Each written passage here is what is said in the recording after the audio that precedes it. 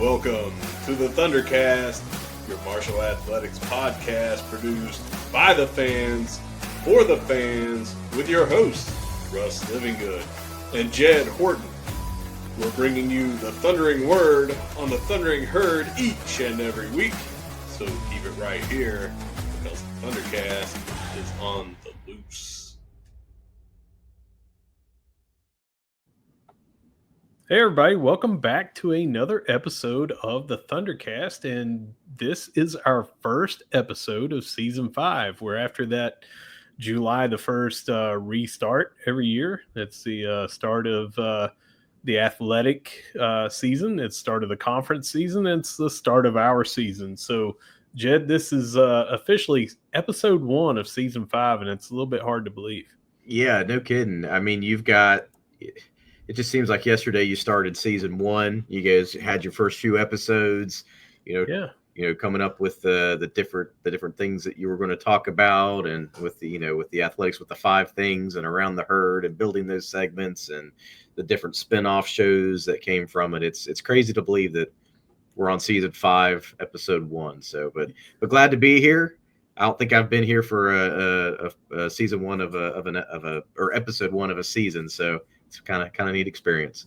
Yeah, and that would not be possible without our sponsors, including Leasure Oliver PLLC, otherwise known as 304carwreck.com. If you've been hurt in a wreck, call the law firm of Leasure Oliver PLLC. Found them at 304carwreck.com. So, Jed, it's been a week, since we recorded.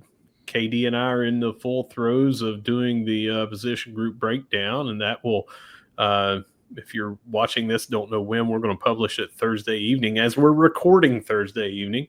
So as soon as we get done, we're going to go ahead and publish this. But tomorrow morning, we're going to have another position group breakdown series episode with KD and I.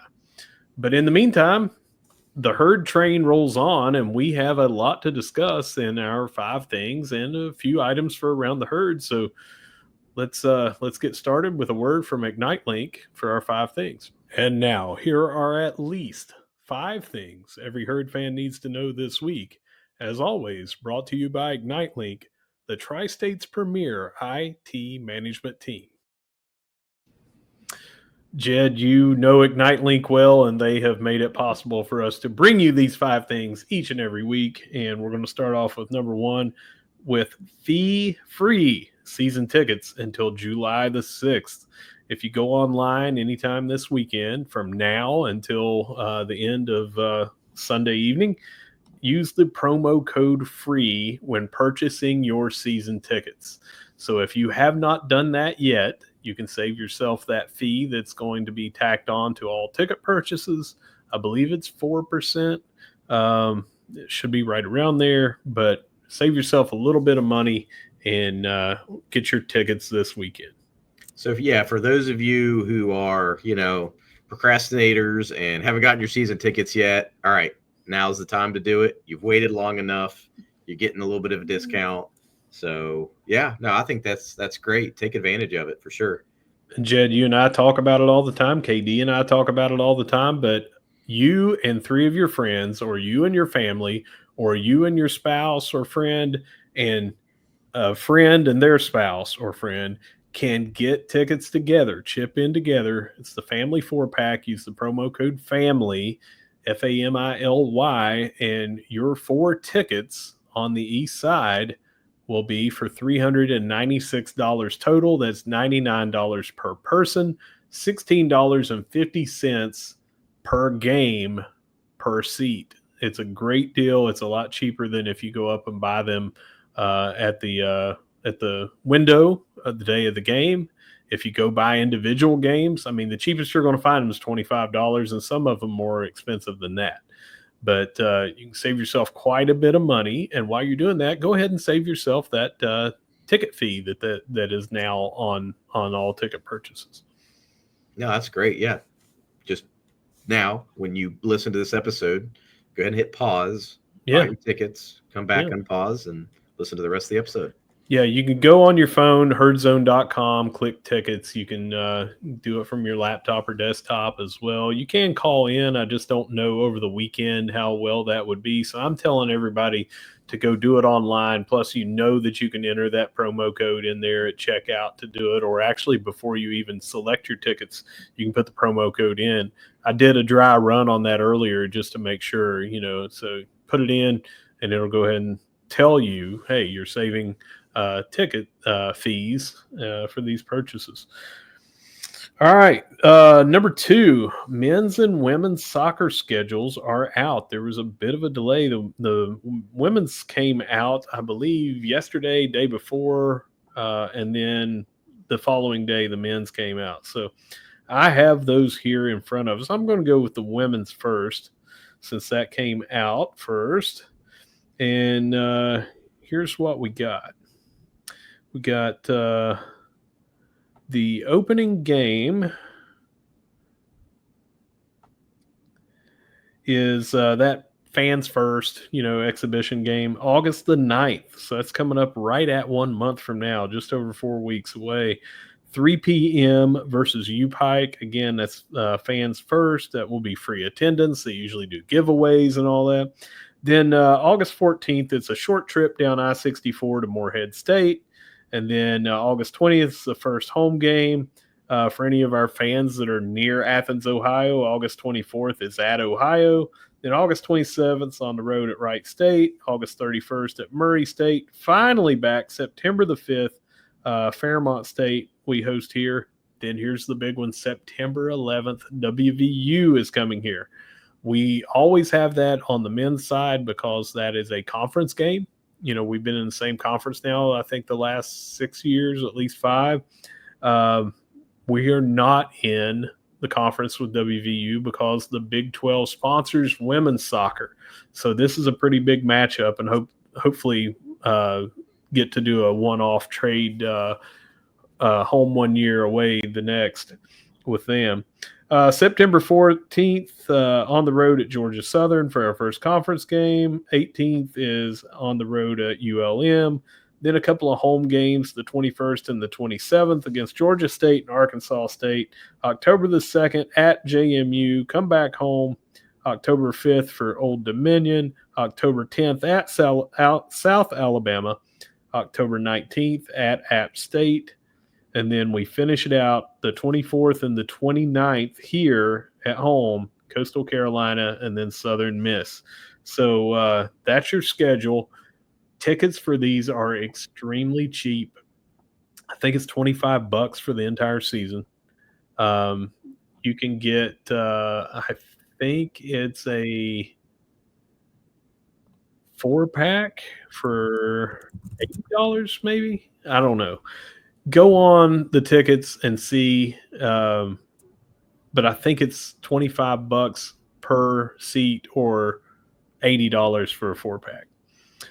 But that's it. Women's soccer. Coach Rafa Samos looking to turn the corner. We're pretty excited about this season. He gets a full recruiting season under his belt. And nothing would be better than to give them a little home field advantage than to get over to the stadium. It's a great time. As you know, I've seen you over there before, and really good time. Go tailgate. That tailgate scene has hopped up a few notches the last couple of years. Get over to the vet. Any thoughts on that schedule before I head over to the men's? No, I think that's a good schedule. I think adding WVU as an out-of-conference game is a great one because they've got a great women's soccer program. Mm-hmm. They have historically for a little while now, so it's a good matchup for us, especially as we're trying to, as we got our new coach, we're recruiting some, kind of that international flair a little bit, and working to build the women's side of the soccer program. I think that's great, and I think you're going to see a little bit of a enhanced team and building something to try to rival that we have on the men's side. Yeah, couldn't agree more. I think it's great to have them at home too. WVU at home. It's always a lot easier to have that home field advantage. You're in your own locker room and on your own field before you go out there. It's a lot better than a bus ride up there and all that stuff. love to see us pull off a good victory there. Be a statement win, I think, for the season. Well, and for better or for worse, that's going to probably bring in a really good crowd too. So that's going to be a good, very good atmosphere. All the other games are great atmosphere as well. But sure, that'll definitely be a one that a lot of people are going to want to attend. And no, it's a good point. We need to have a bigger crowd than all the Metro WVU fans that would be going to that. So Jed has spoken. Get out on September the 1st and support your herd. The men's side, go through this real quick too. 3 exhibition games. You got August 9th, 11th, and the 15th. And that is 2 home games and an away game, Villanova, Radford, and then at Maryland. And then first home game, August 22nd, George Mason. August 29th, Virginia Tech. That one is going to be during the concert at the Joan. So when you're over there, you're not going to the concert and you're over at the vet, you're going to be able to probably hear a lot of that outdoor concert while you're cheering on soccer. That could be a really, really crazy scene. Good game to go to. September the 5th at St. John's. September the 9th at High Point. Come back home on the 14th. UC Santa Barbara. Then hosting Coastal September 19th. At VCU 924. At Georgia Southern 928. Hosting Georgia State October the 4th. Hosting Kentucky October the 10th. Hosting Oakland October the 14th. At James Madison October the 18th. Hosting South Carolina October 22nd, at Old Dominion on the 26th, and then the big game everyone's looking forward to, that Mountain State Derby, that will be on Halloween night in Morgantown. Earlier, I was talking about a wild scene. I think that's going to be a wild scene up there. Usually conference implications on that game. Mm-hmm. Well attended, probably the biggest game attendance-wise for both teams, I would say. Then we finish out November the 4th hosting UCF. So that's our men's and women's soccer schedule, listed everything for you. Go get tickets for both. You're going to want to go there. It's a great time. Jed, I know, you're a soccer family. You got kids playing soccer and you help coach. Is that right? Yeah. Yes, I do. Yeah. I help coach my daughter's team. Yep. Yeah. So you know how fun it is. Get everybody over and do it like Jed and our families, and take your kids over. It's a good time. Yeah. All right. Number 3, men and women's basketball will both be participating in the MAC Sunbelt Conference Challenge. We have not done that the previous 2 years. We were allowed to opt out. The MAC had one less team, or sometimes maybe, I think it was still one team less. So we got to opt out because those first couple of years we were just so MAC heavy on our schedule that they said, it makes more sense. You guys can go in this tournament here and do that. But now we're in it, and we're going to be traveling to UMass November the 3rd. For the men, and then women will host Buffalo, and I think it's that same day, November the 3rd. So what that means is the return games, the women will be on the road and the men will host. And how they do that is they are going to match you up the closest with your net ranking opponent from the MAC. So whoever is the highest ranked net from the SBC and highest ranked net from the MAC will play each other in that second game. And then second place on down to final 13th. I think it'll be 14. I can't remember. Yeah, 13, and we're allowing somebody from the SBC out again.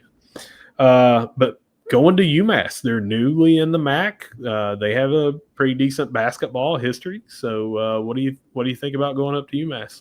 No, I think that's great. I enjoy more so. I mean, even in football, I don't want more than one MAC school a season for out of conference. But in basketball, we've always paired up well with MAC schools. We've played Quite a few. Usually they're fun games, especially when we're playing, old conference rivals and things of that nature. The UMass one's new, so I think that's pretty cool. I like that, and I think just the overall MAC versus SBC challenge is great too, because if you're, kind of pushing the top tier of either the conferences, and it helps your ranking as well. Yeah. Postseason. So I'm a big fan. I'm all about it. I like it. So you have that. Let's say you're one of the top 2-3 teams in the SBC, and you have this MAC SBC challenge. So in February, when you're doing the return game, you're getting a top 1 through 3 net ranking MAC school. So that helps a little bit. And then you go into this postseason tournament that debuted last year for the Sun Belt, where it's just an absolute gauntlet, and you can go in there and make a statement, of this round, this round, this round, this round. There is a chance. It is a very, very, very small chance, but there is a chance that someone that does not win the postseason conference championship in the Sun Belt could get into the NCAA tournament, March Madness, maybe a play-in game, something like that. Again, it is very far-fetched, but the league, the conference, is doing what they can to try to make that happen by doing this MAC SBC challenge with the net ranking pairs, and then with what they're doing with the tournament. You take somebody that goes in and they were just a monster all year long, and they're the clear number one, high net ranking, but they get beat by a team in the Sun Belt Conference that has played 6 games in a row or something, then they get that automatic bid. There's a chance that team that lost will make it in. It's small the way they do March Madness, but you have to give your props to the Sun Belt for trying. Yeah, absolutely, and especially as the Sun Belt is, elevating itself in, arguably the best, we want to call it G5, football conference. It's elevating. You've got an almost, a national champion runner-up in soccer and baseball. Yeah. As you're trying to elevate, basketball being one of those moneymaker type, sports. That's something I feel like the SBC has been a little weaker in. They are. And so what you can do to build and elevate that program, I think the SBC and the MAC as well would love to be a 2-bid league. That's something, because we're that way in soccer now. We're that way.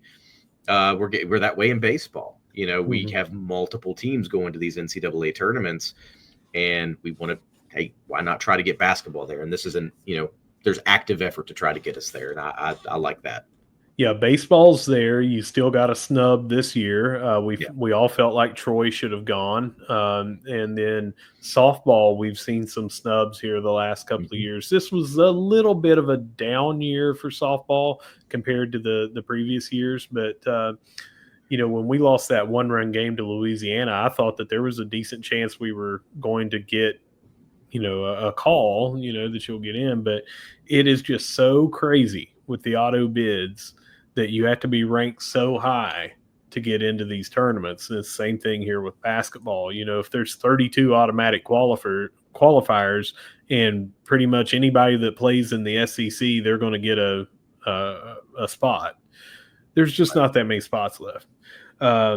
It sucks, but that's the way it is until they do some kind of expansion, which I don't want them to do. I just want them to not give the 14th team in the SEC a shot over somebody, that's maybe more deserving in another league. For sure.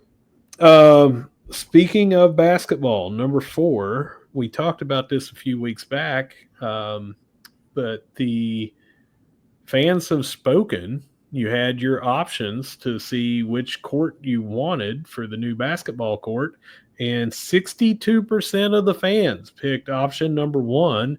That is the black out of bounds area, and I call it the outline Marco. That's not the brown Marco that's above the M, but the outline Marco is going to be shadowed on the court in different color tan than the rest of the planks of the court. So that overwhelmingly had 62% for that. The black border without the Marco got 6%. Coming in a very distant second was 23% wanted that Marco shadow on the court, but they wanted the green out of bounds, and then 9% green out of bounds with no Marco. We picked one, didn't we? Didn't we pick one here on the show? Yeah. Mm-hmm. I thought that you and I talked about it here, and that we were both on one, and I had gone to.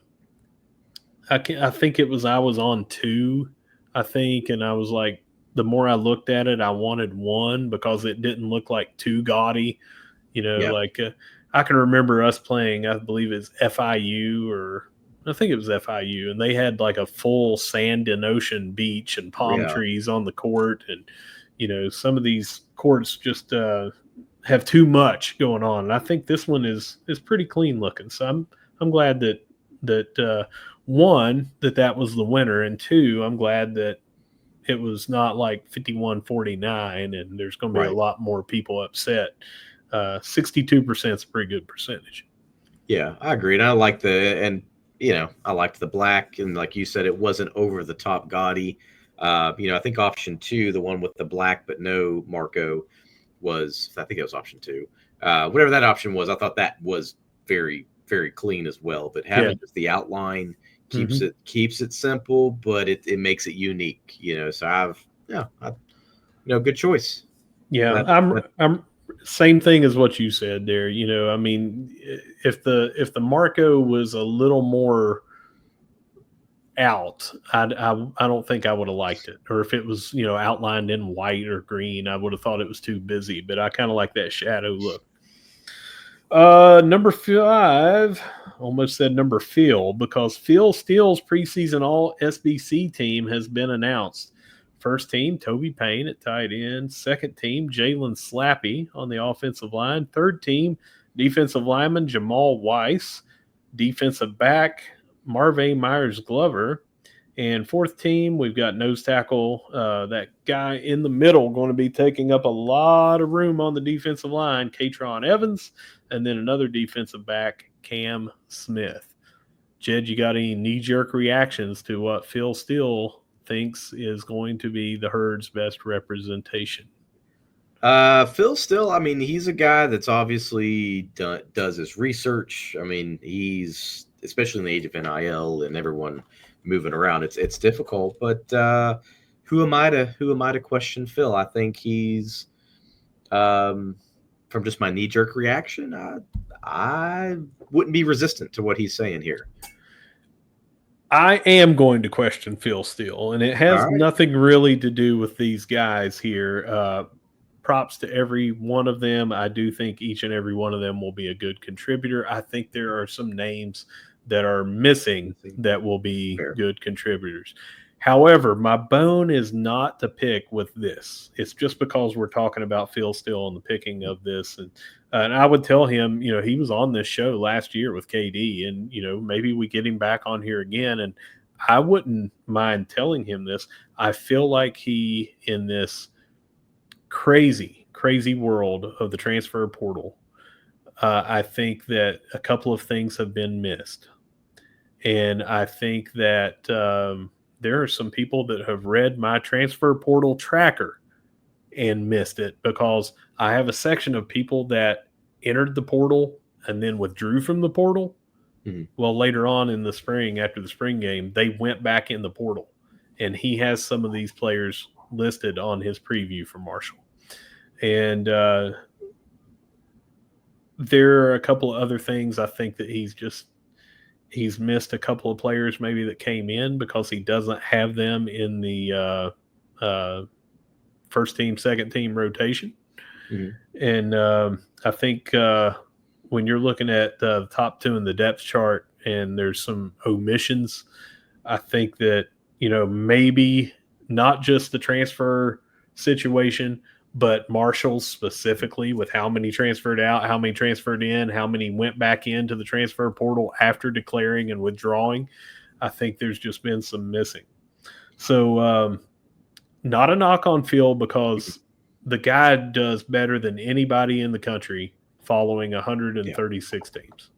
Right. So what you're telling me is Phil Steele and all these other guys need to be listening to the position group breakdown episodes produced by the ThunderCast is what you're telling me. That's where I'm going, my friend.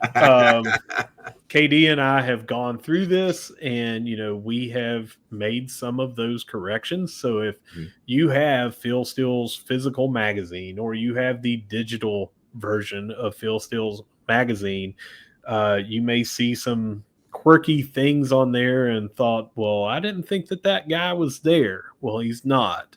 Or they may have as linebacker second on the depth chart, they may have a nose tackle that weighs 352 pounds. I don't think he's going to be playing outside linebacker. Right. It's just it's some things that almost looks like there's just a couple of errors maybe in his notes or whatever. But Phil does a great job. Yeah. And again, we want to applaud these guys here. We are all in agreement that Toby Payne seems to be the best tight end right now in the conference, and it's probably going to be a really big year for him in that role. We think the rest of these guys are going to do great.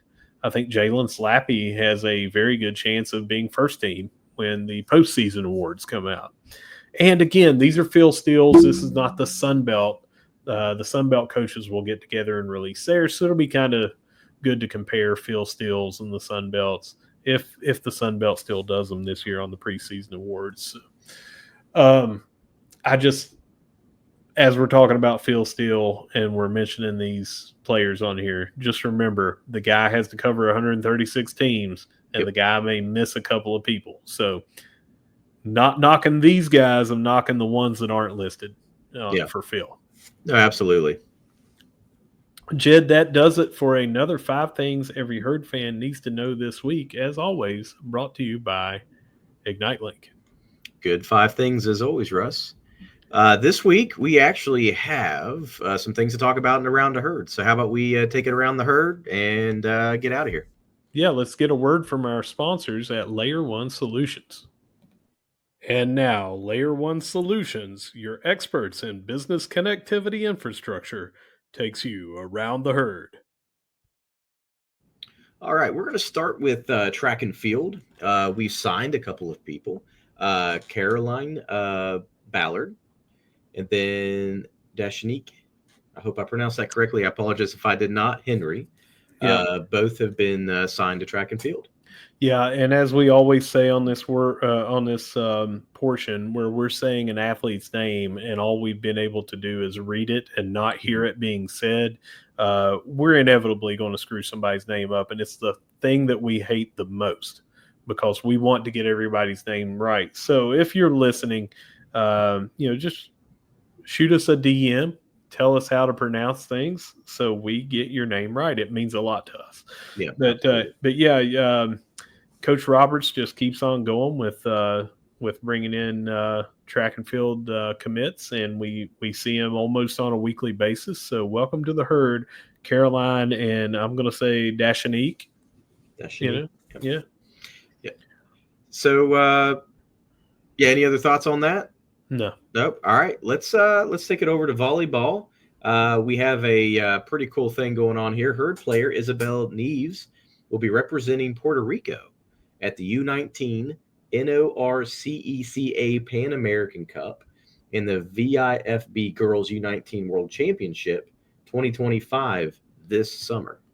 Yeah, I think this is very cool. We've seen this from soccer in a couple of different ways. We've seen this in volleyball before. We've seen some of our players in softball representing, but seeing such a cool thing for someone nationally, seeing Isabella Nieves going to the I'm not going to say the whole thing, but Pan America Cup and representing Puerto Rico. It's got to be proud for her to represent that region. It's got to help her too with the coaching that she's going to see there and all the different things. It's going to help her inevitably here. It's going to help her with exposure, for maybe volleyball leagues when school's out. So it's just a really cool thing all the way around. Yeah, absolutely. It's and it's good to see, like you said, these players doing these, being able to participate in these type of things outside of their regular seasons, at Marshall. So, hey, more experience is better. And a lot of things, like we've talked about, soccer, volleyball, these other sports really are turning to be year round anyway. Yeah. So I know, like with my daughters and soccer and things like that, when you play in leagues, I mean, those leagues are just about year round anymore. It's constantly, getting those practices in, and, the touches on the ball and things like that to be at your best. So that's good. Swinging on over to baseball, we actually picked up a transfer catcher / outfielder, Oliver Service, and he comes from the University of Texas. Yeah. So this was just earlier today. This was announced. Did a little research. He played at Texas, didn't get into a lot of games, a lot of at-bats, but he was listed as a catcher / outfielder. Brings some versatility to the herd. What was intriguing to me is not counting the summer league that he's in right now, but he had 2 years of summer league. First one was a 17-year-old guy, and the next one was an 18-year-old. So he's just 19 years old, where some players are just coming to college. So he is growing into that body, going to continue to mature. He had the first summer league, he had over 300. I think it was 303, 304, something like that. And last season he got to play a lot more as an 18-year-old. Had no home runs, but 10 doubles and 24 RBI while batting .293. So a catcher that has some pretty good, batting skills for average, but hasn't caught up to it yet in the power, I would say. But, that's something that you would think you're going to develop a little bit as you continue to grow. And he's got at least 2 years here. After being in the SEC weight room, and maybe he's got 3 years because maybe one of those was a red shirt. Again, he didn't have a lot of games that he played. So it'd be interesting to see 2 years versus 3 years, and we should have that cleared up pretty soon. But I'm going to say at least 2, possibly 3 years that he'll have here behind the plate and or in the outfield. Right. And like you said, Russ, when you're a college age kid like that, and you hit the 19, 20, 21 years old, with the weight room and the weightlifting, the program, and then growing alongside of that, just naturally, you're still growing at that age. You can progress significantly in a year's time. So, and we've seen that across all sports. Somebody who wasn't a major contributor one year ends up being, an incredible contributor just 1 year following, just because of, that transition. So, Texas is a good baseball team. The SEC is a good baseball conference. He was good enough to be recruited there. And, as a 17, just turning 18-year-old, it was going to be hard for him to play as a true freshman. An 18, just turning 19-year-old, it was going to be hard for him to crack that roster there too. So it seems very promising to get a player like that. You would have liked to have seen us get him out of the gate, but a player that's getting recruited to go to the SEC, by the way, he's got some highlights of hitting some home runs in the Little League World Series, and he's been on MLB.com, MLB Network, talking about Jackie Robinson Day.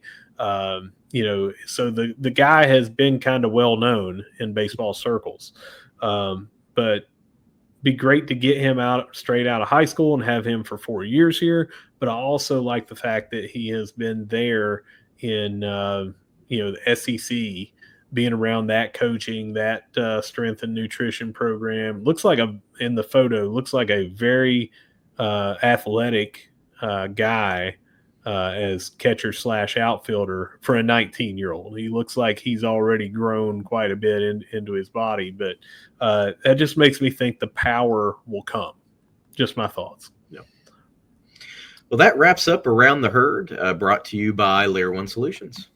Yeah, Jed, we couldn't do it without Layer 1 Solutions. We could not do it without ignite.link. You are the CEO of both of those companies, so we thank you as always. And any of our listeners out there, we've talked about 304carwreck.com, we've talked about ignite.link, we've talked about Layer 1 Solutions.